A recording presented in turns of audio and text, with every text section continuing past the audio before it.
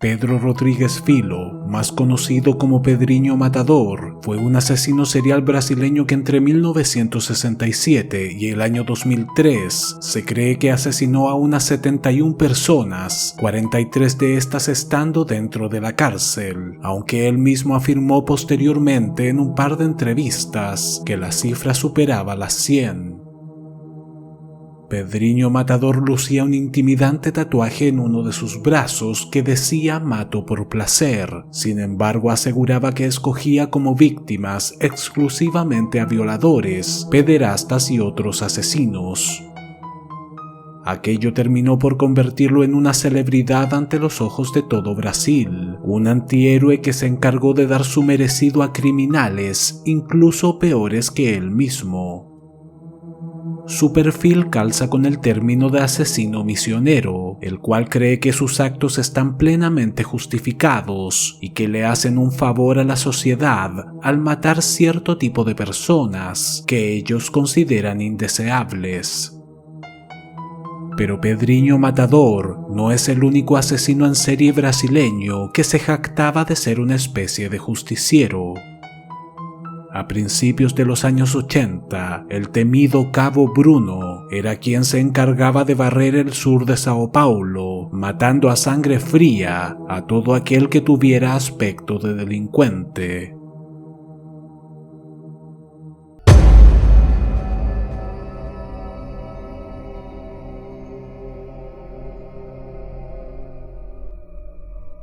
Brasil es un país con una alta tasa de criminalidad que alcanza un promedio de 30 a 35 homicidios por cada 100.000 habitantes.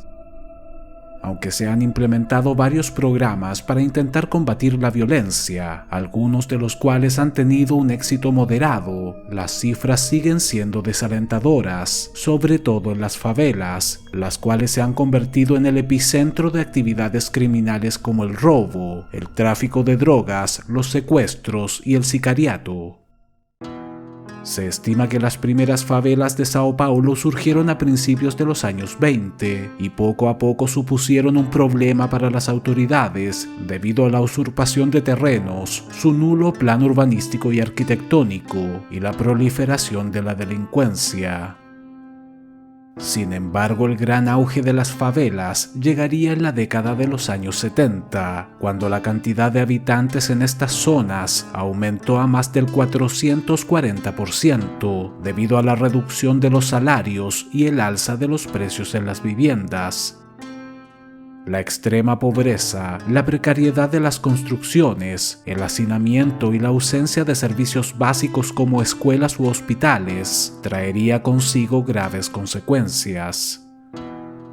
Cientos de miles de jóvenes que vagaban por las calles no tuvieron más alternativa que prostituirse, robar o unirse a pandillas de delincuentes para intentar sobrevivir. Fue entonces que los índices de violencia se dispararon.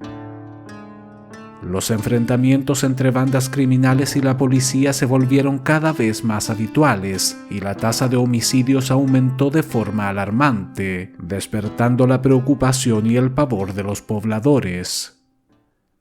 Pero a principios de los años 80, al sur de Sao Paulo, se comenzó a correr el rumor de que un sujeto rondaba las calles, asesinando a sangre fría a los más peligrosos delincuentes de las favelas.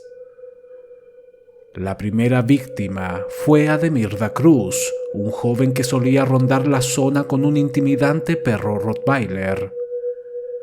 Varios vecinos afirmaron que no solo era un bandido que amenazaba a los comerciantes del barrio para que le dieran dinero, sino que acosaba a una chica de 14 años. A mediados de 1980, Ademir apareció asesinado en un sitio baldío. Aunque algunos afirmaron que su muerte supuso un alivio para los vecinos, existen testimonios que indican todo lo contrario y que no era un delincuente. Para las autoridades solo se trató de otro crimen más en las favelas de Sao Paulo, posiblemente motivado por el enfrentamiento entre pandillas. Sin embargo, este sería el inicio de una ola de asesinatos que dejaría perplejo a todo Brasil. Varios cadáveres de jóvenes varones comenzaron a ser encontrados en callejones, sitios seriazos y descampados, principalmente en el barrio Pedreira, uno de los más peligrosos de la ciudad. Todos tenían signos de tortura, las manos atadas a la espalda con alambres y habían sido ejecutados de varios tiros en la cabeza. Para cuando la policía decidió intervenir, tras las incesantes quejas de los pobladores, la situación se estaba saliendo de control. La gente estaba aterrada ante lo que parecía ser la intervención de un escuadrón de la muerte. Todos aquellos que vivían en los barrios más vulnerables temían por su seguridad y principalmente por la de sus hijos. Los llamados escuadrones de la muerte aparecieron en Brasil a mediados de los años 60, y si bien en un principio recorrían las favelas, matando pandilleros y enemigos políticos de la dictadura militar, poco a poco sus objetivos cambiaron.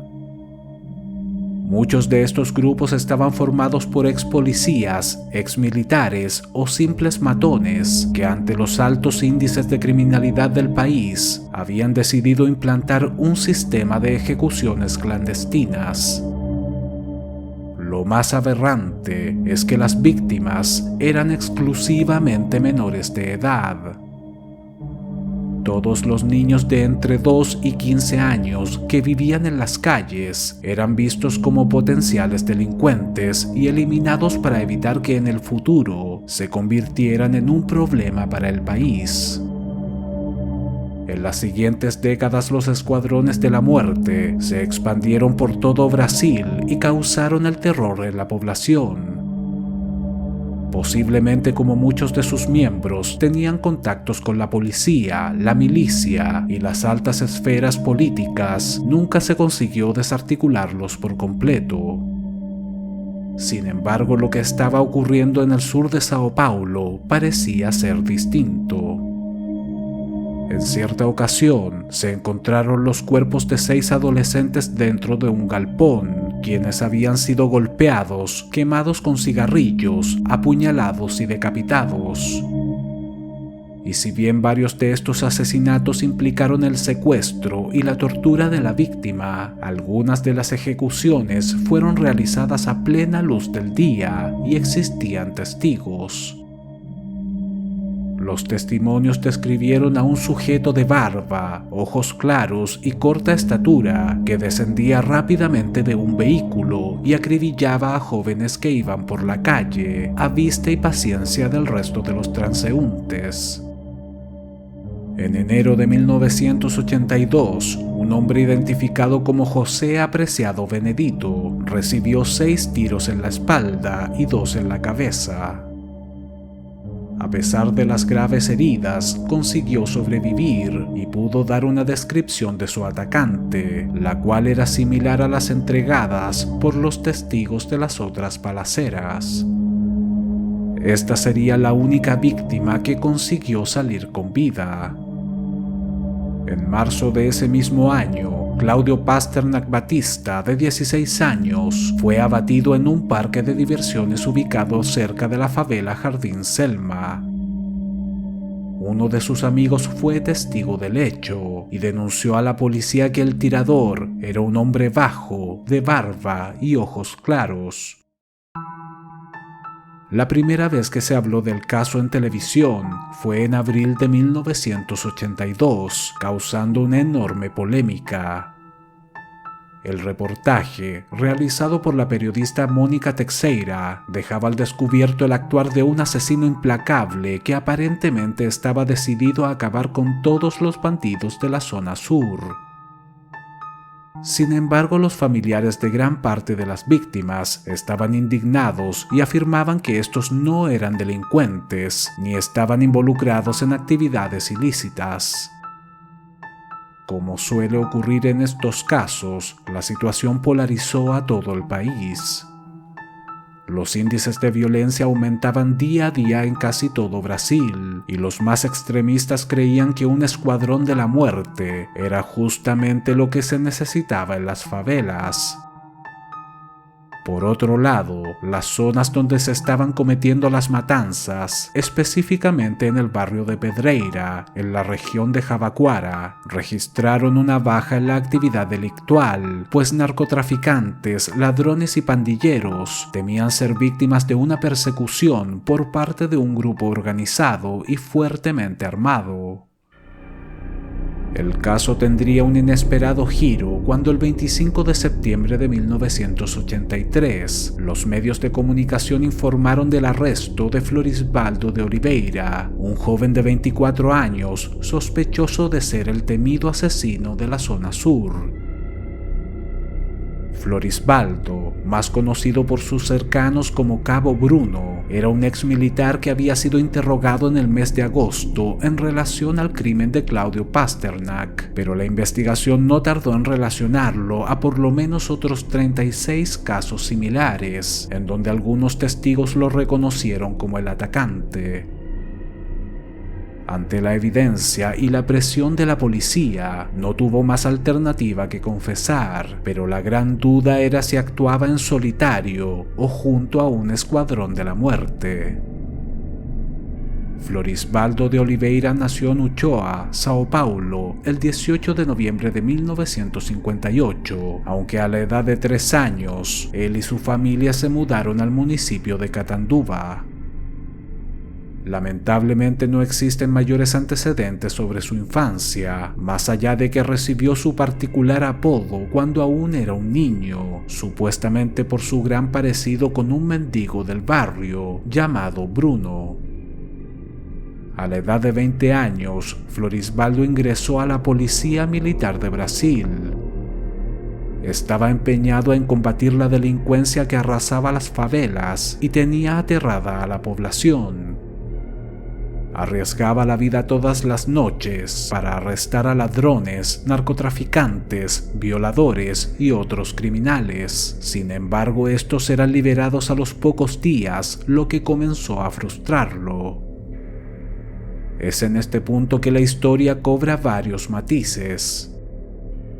Según Florisvaldo, a principios de 1980, él mismo decidió convertirse en una suerte de asesino de bandidos y tomarse la justicia por su propia mano. Investigaba los antecedentes de todo tipo de criminales, los seguía durante días hasta que finalmente los secuestraba, torturaba y asesinaba en lugares solitarios, aunque también podía emboscarlos y acribillarlos en plena calle, ante la mirada atónita de docenas de testigos. Afirmó que siempre actuaba solo y que su única motivación era la de erradicar la delincuencia en las favelas. Sin embargo, durante la investigación, corrieron varios rumores con respecto a que Florisvaldo tenía un estrecho contacto con los comerciantes de los barrios marginales del sur de Sao Paulo, y que por lo visto eran ellos quienes lo contrataban para que los defendiera de ladrones y extorsionadores que arruinaban sus negocios. Al mismo tiempo, algunos de los testigos que lo vieron disparando a sus víctimas en la calle aseguraron que estaba acompañado de al menos otras 2 personas que lo esperaban al interior de un vehículo, en el cual se daba a la fuga. Por su parte, Florisvaldo negó haber recibido dinero a cambio de sus crímenes. Sostuvo hasta el final que siempre actuó solo y que no formaba parte de ningún escuadrón de la muerte. Y si bien en un principio aseguraba que solo mataba delincuentes, más tarde reconoció que muchas de las personas a las que asesinó las escogió simplemente por su apariencia. Si vestían de forma sospechosa, lucían tatuajes o simplemente le daban mala espina, no dudaba en convertirlos en su próximo blanco. El debate sobre si el apodado Cabo Bruno era un justiciero o un simple asesino desquiciado se instauró en todo el país. Cuando fue presentado ante la prensa brasileña, se le veía extremadamente tranquilo e incluso sonriente ante las cámaras. Sus antecedentes militares eran intachables, jamás había tenido problemas con la ley y quienes lo conocieron lo describieron como un sujeto amable, siempre dispuesto a ayudar al prójimo. Pero lo cierto es que Florisbaldo era un psicópata calculador, prejuicioso, narcisista y extremadamente estricto. Estaba convencido que tanto la pobreza como la delincuencia estaban fatal e irremediablemente vinculadas y que eliminar jóvenes en condición de calle era la mejor forma de controlar los índices de criminalidad. Es probable que esta ideología la adoptara tras sus años en la milicia, en donde justamente muchos de sus superiores se esforzaban por adiestrar a soldados fríos e intransigentes. Finalmente, Florisbaldo de Oliveira reconoció haber torturado y ejecutado a unos 50 jóvenes, según él todos narcotraficantes, ladrones, violadores y asesinos.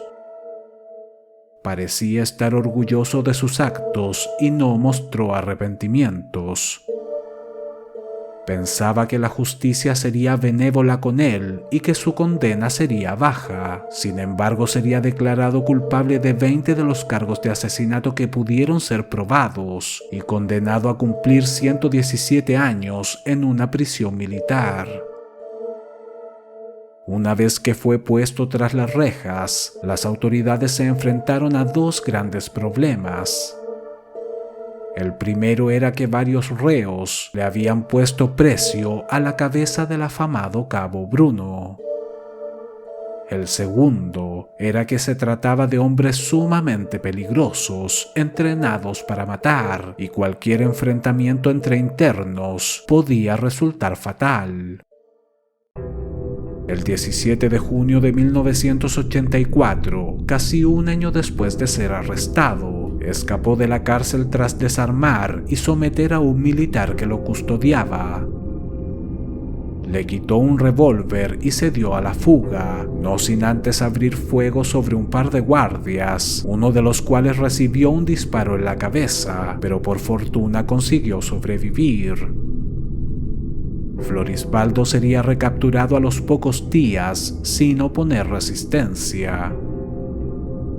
El 20 de diciembre de ese mismo año volvería a fugarse, esta vez huyendo con un rehén, y solo pudo ser detenido 3 meses más tarde. El 26 de diciembre de 1987 nuevamente huyó de prisión. La policía intentó dar con su paradero durante meses, hasta que finalmente fue descubierto en el municipio de Araraquara y puesto bajo arresto en mayo de 1988. En julio de 1990, Florisbaldo y otros 2 reos sometieron a un par de guardias, robaron sus armas y se fugaron del recinto. Sería detenido 10 meses más tarde, el 29 de mayo de 1991, al sur de Sao Paulo. Tras este último incidente sería enviado a una cárcel de máxima seguridad, en donde pasó 5 años en una celda de aislamiento, sin contacto alguno con el resto de la población penal. Florisbaldo había sido arrestado por primera vez en 1983. Por aquel entonces estaba casado y su esposa estaba embarazada. En 1992, y mientras cumplía condena, se enteró que su hijo había fallecido en una disputa callejera, cuando un menor de 11 años lo empujó a una poza y se ahogó. 6 meses más tarde, su esposa solicitó el divorcio. Todo aquello lo sumió en una profunda depresión y manifestó deseos suicidas. Se dedicó en sus tiempos libres a la pintura de forma autodidacta y a leer la Biblia, algo que él mismo aseguró en una entrevista le cambió la vida. A partir de entonces, se convertiría en un reo modelo. Con los años, su interés artístico, su devoción religiosa y su buena conducta le valió la aceptación de los otros internos e incluso el reconocimiento de las autoridades carcelarias, quienes le permitieron realizar una pequeña exposición de sus obras. En el año 2006, conoció a una mujer con 3 hijos que cantaba en el coro de la congregación evangélica de la prisión y 2 años más tarde contrajeron matrimonio. El 22 de agosto del año 2012, y después de pasar 27 años tras las rejas, Florisbaldo de Oliveira sería dejado en libertad debido a su buen comportamiento. Y aunque estaba feliz y dispuesto a rehacer su vida, dedicándola a difundir la palabra de Dios junto a su nueva familia, sería asesinado el 26 de septiembre en el municipio de Pindamonhangaba, a poco más de un mes de su liberación.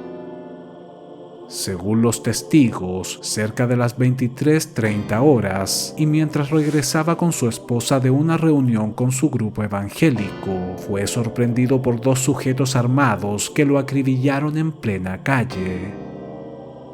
Falleció de forma instantánea tras recibir un total de 20 disparos en el abdomen y la cabeza. La investigación concluyó que las características del ataque indicaban que se trataba de un asesinato por encargo y los responsables nunca fueron identificados. Se cree que pudieron ser sicarios contratados por los familiares de sus víctimas, aunque otros afirman que la liberación de Florisbaldo puso nerviosos a varios sectores poderosos de Brasil. Existían sospechas fundamentadas de que en realidad no era el justiciero solitario que afirmaba ser y que probablemente lideró un escuadrón de la muerte a principios de los años 80, en donde habrían participado al menos otras 12 personas a su cargo. Cuando salió en libertad, Florisbaldo se dio una entrevista en exclusiva para un canal de televisión evangélico y afirmó que estaba arrepentido de sus crímenes, pues había aprendido a valorar la vida humana, sobre todo después de la muerte de su hijo en 1992, y que aquello lo hizo comprender el sufrimiento que provocó en los padres de sus propias víctimas. Jamás implicó a terceros en sus andanzas como el temido Cabo Bruno, pero si en realidad trabajaba limpiando las calles de Sao Paulo por órdenes de comerciantes que le pagaban dinero por protección o amparado por grupos militares y políticos, posiblemente deseaban acallarlo lo antes posible y a como diera lugar. Pedrinho Matador y el Cabo Bruno no han sido los únicos asesinos de bandidos en Brasil. Francisco Vital da Silva, más conocido como Chico Pé de Pato o el asesino de la zona oriente, también pasó a la historia al asesinar a unos 50 criminales en las favelas de Sao Paulo. En 1985, da Silva mató por error a un policía en un tiroteo y se entregó a las autoridades, siendo aclamado por la población y transformándose en un verdadero héroe ante la sociedad brasileña. Recibió solo 6 años de condena por múltiples crímenes, pero sería asesinado en la cárcel el 27 de enero de 1987, tras recibir 91 puñaladas. El 5 de marzo del año 2023, Pedrinho Matador, posiblemente uno de los criminales más reconocidos de todo Brasil, fue asesinado a tiros por 2 sicarios y hasta el día de hoy el caso no ha sido resuelto. Estos 3 homicidas, que buscaron tomarse la justicia en sus manos y acabaron con cientos de vidas, finalmente fueron víctimas del mismo espiral de violencia que engendraron.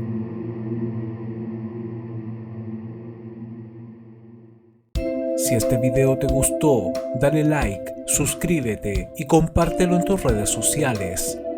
Esto me ayudaría mucho para seguir subiendo este tipo de contenido.